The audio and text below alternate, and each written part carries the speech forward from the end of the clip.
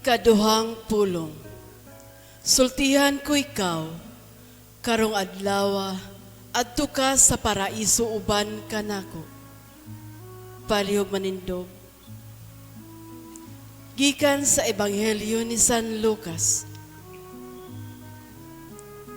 Unya, usa sa mga kriminal nga nagbitay didto, mibugal-bugal kaniya. Dili ba ikaw mauman ang Mesiyas? Luwasa ang imong kaugalingon o kami. Apan gibadlong siya sa iyang kauban nga nag-ingon, wala ka ba mahadlok sa Dios? Kita ani adini gisilutan sa maorang silot. Apan ang silot natong duha, angay ka nato, kay gisilutan man kita, sibo sa atong nabuhat. Apan siya walay sala, ug miingon siya kang Jesus. Jesus, hinumdumin taon ako kung maghari ka na. Miingon si Jesus kaniya, sultihan ko ikaw, karong adlaw, adto ka sa paraiso uban kanako. Pamalandong, palihog mang lingkod. Ginoo, naglisod kami sa pagtugkad ug pagsinati sa tinuod nimong gibati sa dihang gibiay-biay o gibugal-bugalan ka sa katawhan samtang ikaw nagbitay sa krus. Dili ikaw, kun dili kami, ang angay mag-antos tungod sa among mga sala, sa among kamapahitason, kahakog, ug sa pagtagad sa amo lamang nga kaugalingong kaayuhan. Kami ang angay mo dawat sa silot nga gipahamtang kanimo. Ikaw ang hari sa mga hari, ang manunubos sa kalibutan. Kanimo gibuhat ang kalibutan, ug ang tanan nga ani-ani ini.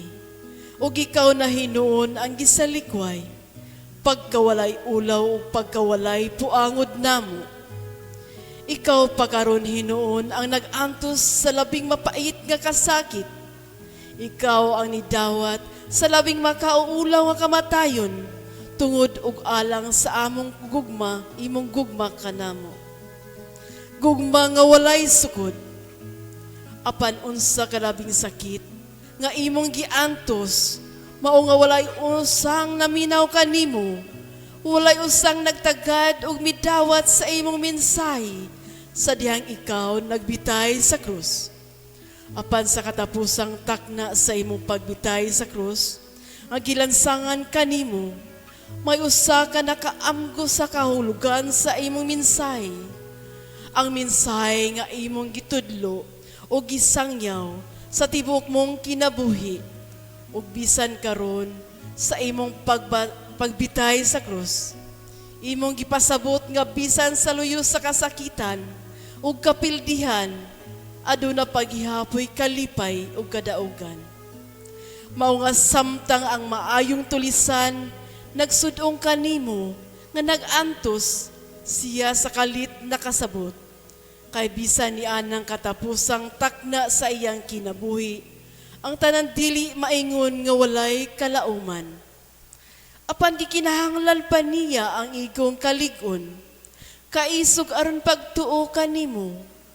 Unsa may iyang makuha diha sa pagsalig sa usa ka tawo nga sama kaniya nga nagbitay sa krus? Ang kamatayon haduol na. Daw wala na'y paglaom nga si Kristo nga nagbitay sa krus, makaluwas pa sa lansang sa iyang kamot ug tiil. Sa laing bahin, kining kawatan nga kanunay nga maisog ug walay gikahadlukan, karon nagpakitag kalumo ug dakong pagpaubos. Gikinahanglan niya ang kadasig, Ginoo.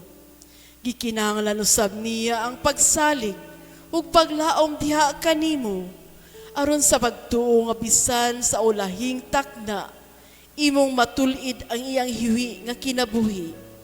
Ang maayong tulisan nagtuo ug naglaom niini, Ginoo. Iyang gitugyan ang iyang kaugalingon sa imong mga kamot. Nan, tanawa unsa kadako ug kamalukpanon maayong balita nga iyang nadungog gikan sa imong nag-uga nga mga ngabil. Sapagkat tinuod sultihan ko ikaw, muban ka kanako sa paraiso karong adlaw.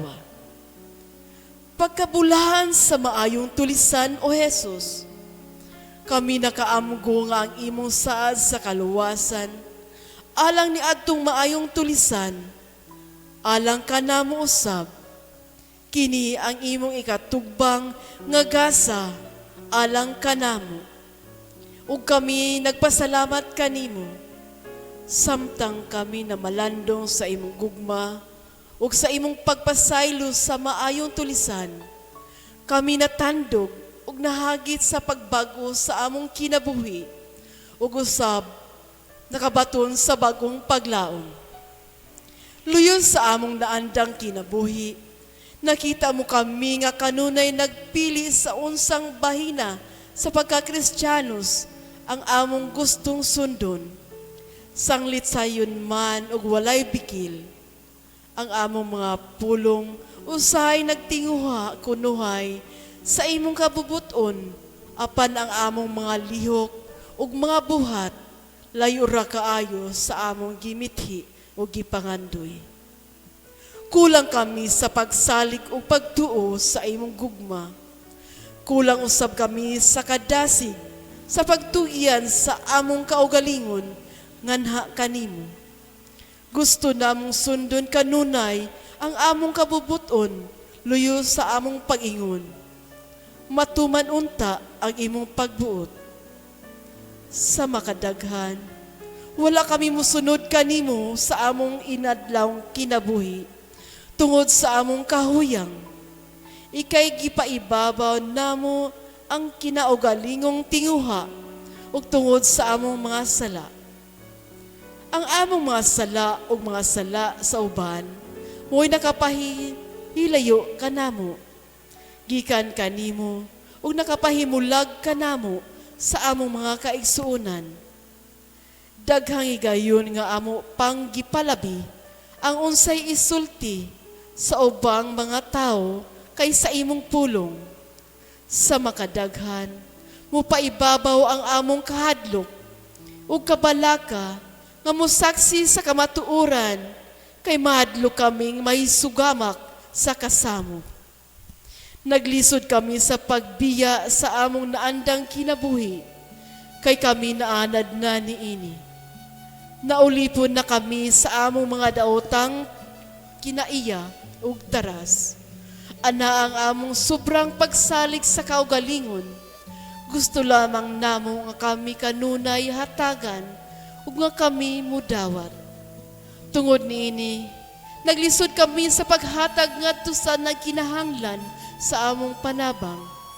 Ana usab ang among pag-unya-unya sa angayng buhaton ug pag-usik sa panahon, ang among pag-iyahay o kakulang sa panaghiusa, kini nga mga paghuna-huna makita diha sa among kakulang sa pagsuporta sa mga kalihukan o programa sa among parokya ug sa kapilya.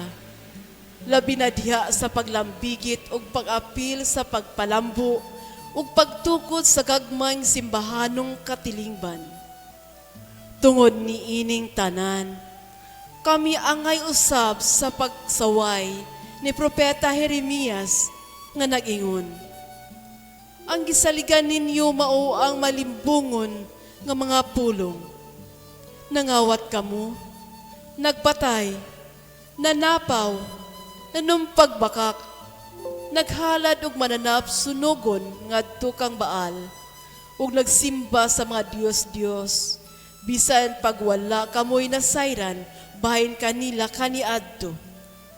Gibuhat ninyo ang akong gikasilagan, ug unya mutindog kamo sa akong atubangan, sulod sa akong templo og moingon, walay kadaot nga moabot ka nato. Nagdahom ba kamo nga ang akong templo mo'y taguanan sa mga tulisan? Nakita ko ang tanan ninyong gibuhat.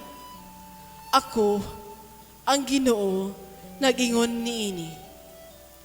Oo, Ginoo, naisalaag kami gikan sa hustong direksyon sa among kinabuhi.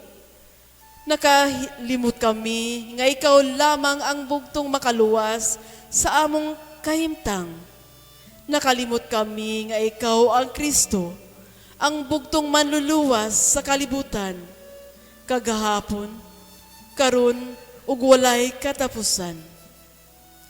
Ginoo, ipalambo dinhi kanamo ang pagsalig nga pinaagi sa imong grasya.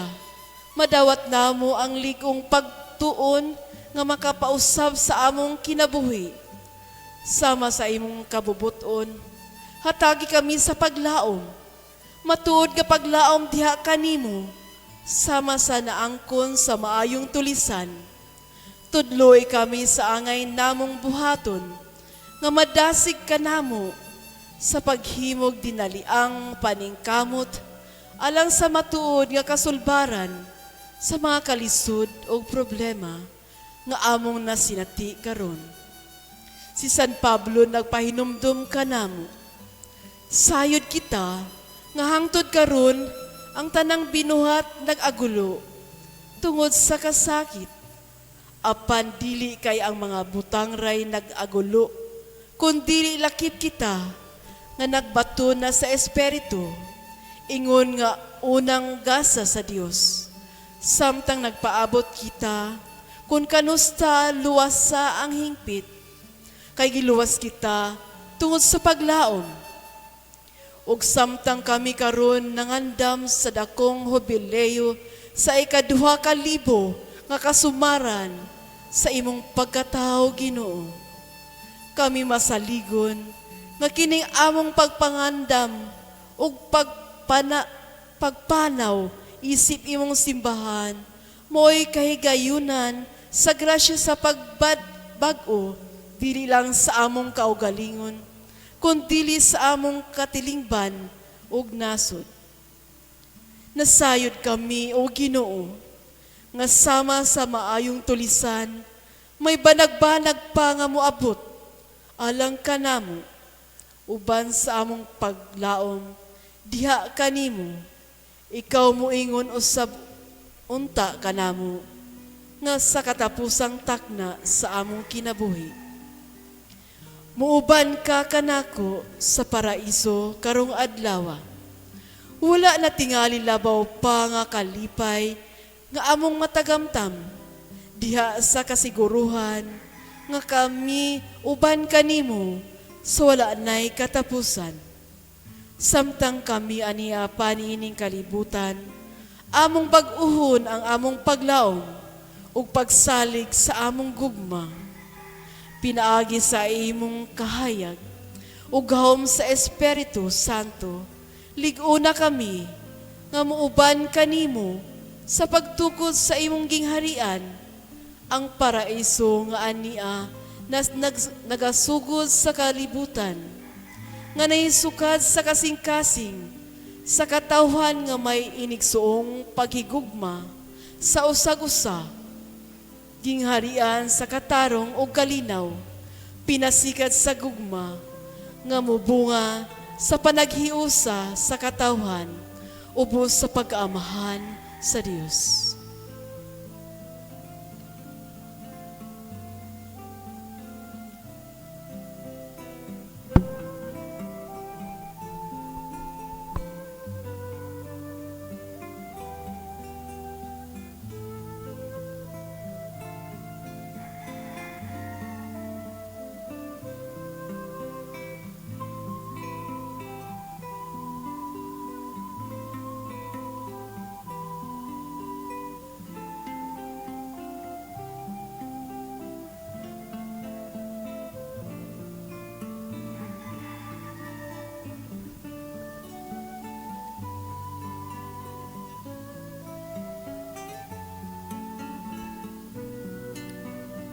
Palihog mangluhod. Pag-ampo. Putlia, O Diyos, ang akong kasing-kasing, ug hatagi akog bag-o ug masinugtanong espiritu. Ayaw ako isalikway, ug ayaw ipahilayo kanako ang imong balaang espiritu. Ibalik kanako ang kalipay tungod sa pagluwas mo kanako, ug lig-una ako sa espiritu nga masinugtanon.